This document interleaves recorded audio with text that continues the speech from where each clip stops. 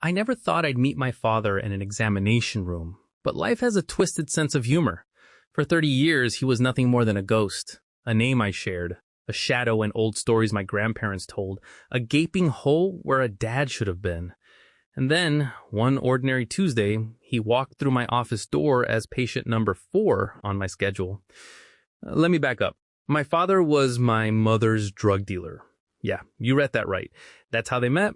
That's how I was conceived, and the moment I entered this world, he signed away his parental rights and disappeared, like smoke. No birthday cards, no child support, no random check-ins to see if his kid was even alive. Just nothing. Growing up, I had questions. So many questions. Why didn't he want me? What was so wrong with me that my own father couldn't stand to be around me? Was I not good enough? My mom did her best to fill both roles, and my grandparents stepped in where they could, but there's something about not having a father that leaves this ache in your chest that never quite goes away. When I was younger, maybe 19 or 20, I got brave enough to try reaching out. I found his number through some mutual connections, called him with my heart in my throat, and amazingly, he agreed to meet me for coffee. I remember getting to that cafe 2 hours early because I was so nervous. I sat there nursing the same lukewarm latte, watching the door, jumping every time someone walked in.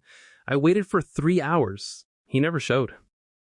That was the moment I decided I was done. Done hoping, done wondering, done caring. I buried whatever feelings I had about him deep down and focused on building a life he'd never be part of. I went to college, got into med school, became a doctor, married an incredible woman named Emily. I built a good life, a life he had no claim to. But then, a few weeks ago, I was reviewing my patient's schedule for the day when a name jumped out at me. It was his name. His exact name. First, middle, and last. My stomach dropped, but I told myself it was just a coincidence. It had to be. There are plenty of people with common names, right? This was probably just some random guy who happened to share a name with the man who donated half my DNA and nothing else. When the appointment time came, I walked out to the waiting room like I had 100 times before and called the name into the sterile air of the office, and my father stood up. I recognized him immediately from the old photo that sat on my grandparents' nightstand, the only picture of him I'd ever seen. Older now, grayer, more weathered, but unmistakably him. Our eyes met for just a second, and I couldn't read his expression. Did he know? Did he recognize me? I had to make a choice in that split second. Acknowledge who we were to each other, or pretend this was just another appointment. My training kicked in, and I went with the latter. Right this way, I said, my voice surprisingly steady. He followed me back to the exam room, and I closed the door behind us. My hands were shaking as I pulled up his chart on the computer, so I kept them busy, typing notes I wasn't really processing. I asked him the standard questions. What brings you in today? Any new symptoms? How's your overall health? And I tried not to focus on the fact that this was my father's voice I was hearing for the first time in my conscious memory. He answered everything normally, casually, like this was just a routine checkup with just another doctor. Maybe it was for him.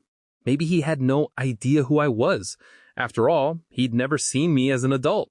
The last time he laid eyes on me, I was a newborn he couldn't wait to escape from. I made it about halfway through the examination before I had to excuse myself. I'll be right back, I managed to say, and I practically ran to the bathroom down the hall.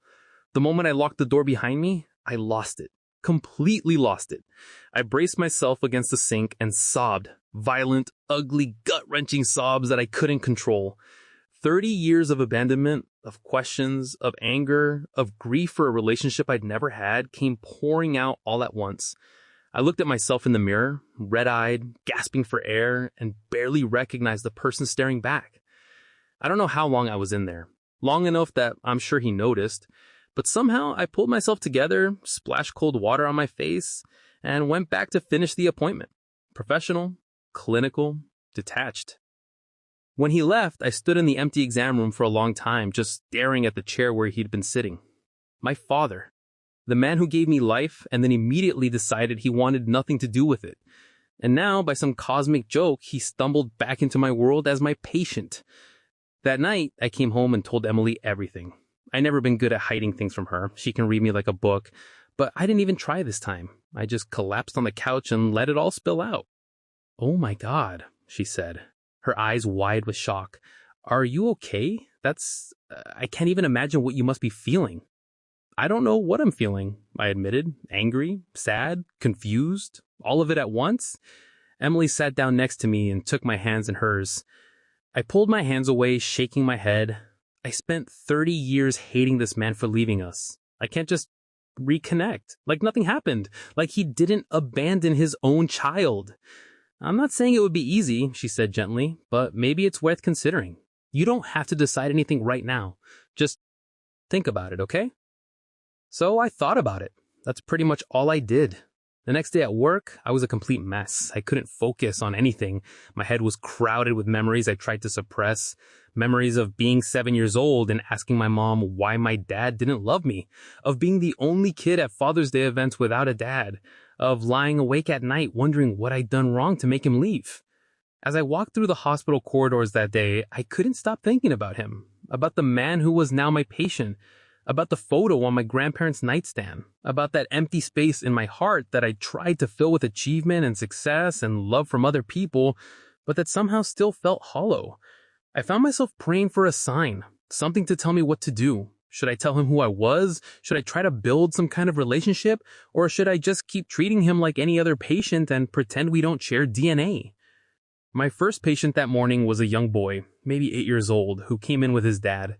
The two of them were joking around, laughing about something, and the dad ruffled his son's hair with such casual affection that it made my chest hurt. Their bond was so natural, so easy. The kid looked at his dad like he hung the moon, and the dad looked at his son with pure love. Maybe that was my sign, I thought. Maybe I should try to build something with my own father. Better late than never, right? But then, as I was leaving the exam room, I heard raised voices in the waiting area. A father and his teenage son were arguing, really going at it.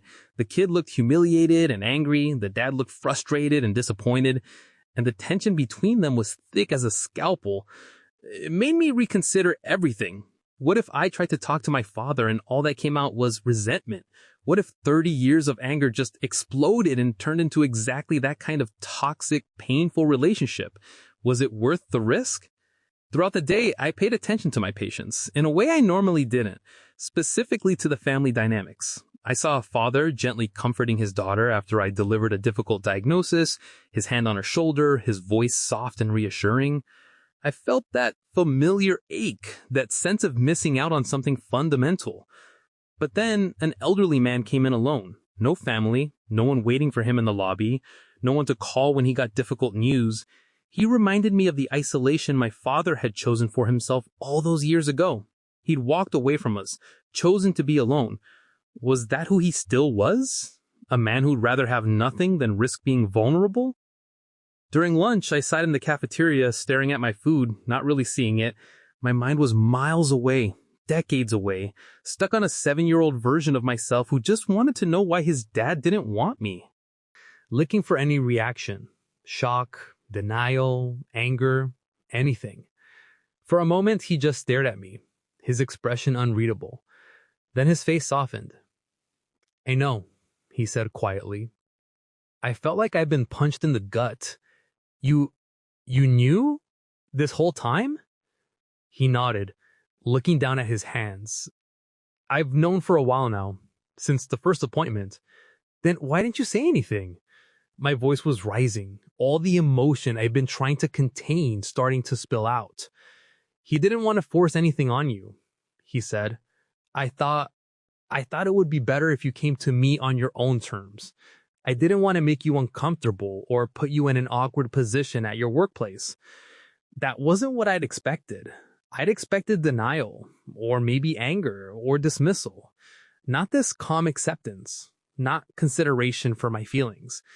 "Why did you leave us?" The question came out before I could stop it. And suddenly I was 7 years old again, asking the question I'd asked my mom 1,000 times, never getting a real answer. He looked even sadder now, his shoulders sagging.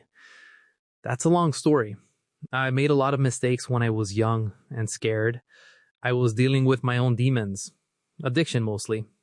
I thought leaving was the best thing I could do for you and your mother." I felt that familiar frustration raising. Vague answers. Always vague answers. People had been making excuses for him my entire life, and I was tired of it.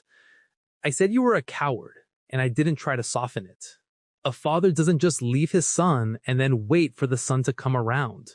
I didn't ask to be born. You got my mom pregnant, realized you couldn't handle being a father, and dipped. Simple as that. And I'm tired of people defending you with these vague excuses about demons and being scared. He sat in silence, looking almost embarrassed, unable to meet my eyes. All he could manage was, "I'm sorry."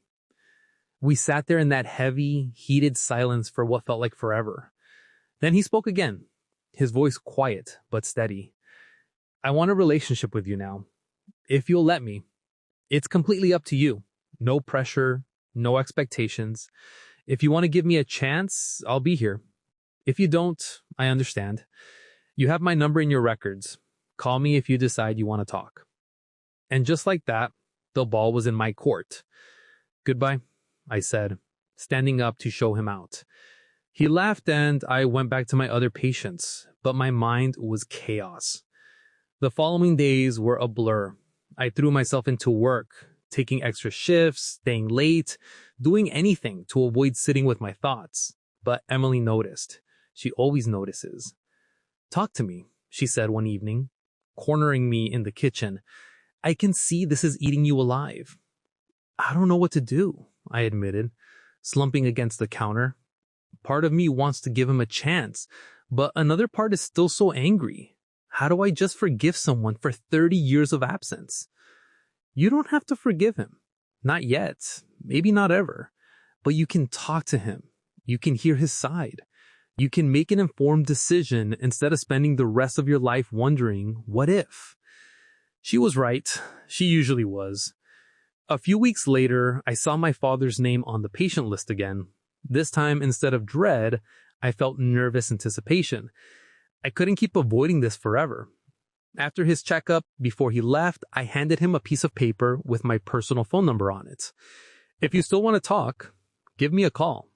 He looked at the note, then back at me, and smiled. A real, genuine smile that reached his eyes. "Thank you." A few days later, my phone rang. His name appeared on the screen, and I stared at it for a few rings before finally answering. "Hello?" "Hi." His voice came through, nervous. "I hope I'm not catching you at a bad time. I was wondering, would you want to meet for coffee? Just to talk?" I hesitated. This was it. The moment of decision. I could say no, hang up, go back to my life without him in it. It would be easier that way. But I found myself saying, "Yeah, okay. When?" "Tomorrow, 2 p.m. There's a cafe near the hospital." "I know the one. The same one where he stood me up all those years ago. I wonder if you remembered." "I'll be there." The next day, I showed up 15 minutes early, my palms sweating, my mind racing. What if he didn't show up again? What if this was just another disappointment in a lifetime of disappointments? But at 2 p.m. exactly, he walked through the door. We ordered coffee and sat down at a corner table. It was awkward at first, painfully awkward. What do you say to the father who abandoned you? How do you make small talk with a stranger who shares your DNA? But slowly, we started talking. Really talking. And as we did, something strange happened. I stopped seeing him as the man who abandoned me and started seeing him as just a person. A flawed, complicated, damaged person who made terrible choices and was trying, however imperfectly, to make amends. He told me more about his past, about the addiction that had consumed him, about the mistakes he had made, about the overwhelming sense of failure he had felt as a young man with a newborn son he didn't know how to care for. He thought that leaving was the only way to protect you from my self-destructive behavior, he said, staring into his coffee cup. I know that's not an excuse. Nothing I say can excuse what I did, but I want you to understand that it wasn't about you. It was never about you. You didn't do anything wrong. Hearing him say that, hearing him take responsibility instead of making excuses, cracked something open inside me. For the first time in 30 years, I got a real answer. Not a vague platitude, not a gentle lie, but the truth. We continued meeting regularly after that. Each conversation peeled back more layers, revealing more of who he was and who he had been. One afternoon over coffee, he told me about the darkest period of his life. The addiction, the fear, the shame that had driven him away. He spent years trying to get clean, trying to become someone who deserved to know you. He kept hoping that one day I'd find you and be able to explain everything. Hearing his side was painful, but it also brought a sense of closure I never knew I needed. I realized that holding on to my anger was only hurting me. Forgiveness didn't mean forgetting what he did or excusing his choices, but it did mean freeing myself from the weight I'd been carrying for 30 decades. One evening, we sat on a park bench watching the sunset. He turned to me, his eyes glistening. "I'm so proud of the man you've become, and I'm grateful, so grateful that you're giving me this chance to know you." A lump formed in my throat. I had waited my entire life to hear those words from him. "Thank you," I managed to say, and then the tears came, and I didn't try to stop them. As we sat there, the past started to feel less like a weight and more like a lesson. Our journey wasn't easy. There were still moments of doubt, flashes of old anger, times when I questioned whether I was doing the right thing. But with each day, we built something real. Then, his health started declining. There were more appointments, more tests, more concerning results. And suddenly, I was terrified of losing him just as we were starting to rebuild what we'd never had. One night, I stayed by his hospital bed, watching the monitors beep steadily, and it hit me how fragile life was, how much time we'd already wasted, how important it was to cherish what we had now. Emily was my anchor through all of it. She reminded me why this mattered, why second chances existed, why forgiveness was powerful. She had believed in this before I could.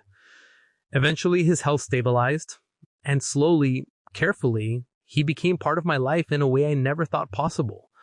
He attended my medical conferences, showed genuine interest in my work. We shared dinners and holidays. He met my colleagues, my friends. He became imperfectly, but truly, my father. Then one day, as we sat together in my living room, he turned to me with a serious expression. "There's something I've been holding back," he said. "Something you deserve to know." My stomach tightened. Okay. When I left, it wasn't just about my addiction and my own issues. I'd gotten involved with dangerous people. I owed money to the wrong crowd.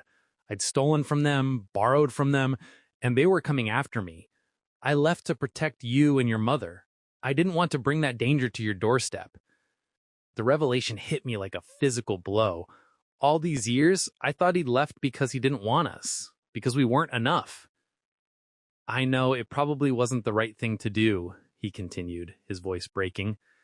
"Maybe I should have faced them, dealt with the consequences. But I was terrified they'd hurt you or your mother to get to me. So I disappeared. I signed away my rights so they couldn't use you as leverage. And I stayed away, even after I got clean, even after the danger had passed, because I thought you were better off without me." He looked at me, tears streaming down his face. "But I never stopped loving you. Every single day, I wished I could come back. I'm so sorry. I'm so sorry." I didn't know what to say. This new information reframed everything. His absence, his choices, the abandonment that had defined my childhood. It didn't erase the pain, but it helped me understand in a way I never had before. "I wish you'd told us," I said finally. "I wish you'd trusted us enough to let us make that choice." "I know, you're right. I made the decision for everyone, and that wasn't fair." We sat in silence for a while, processing everything. Then I reached over and put my hand on his shoulder. "Thank you for telling me, for being honest. Finally." He covered my hand with his own, and we stayed like that. Two damaged people trying to bridge a 30-year gap, one painful truth at a time. I don't know what the future holds for us. Maybe we'll build something strong and lasting. Maybe the damage is too deep and we'll only ever have this fragile, complicated thing we're creating now. But I know this. I'm glad I gave him a chance. I'm glad I answered that phone call. I'm glad I sat down for that coffee. because life is too short to spend it carrying anger for the people who hurt us, even if they hurt us badly. And sometimes, not always, but sometimes people deserve a second chance. Even fathers who walked away.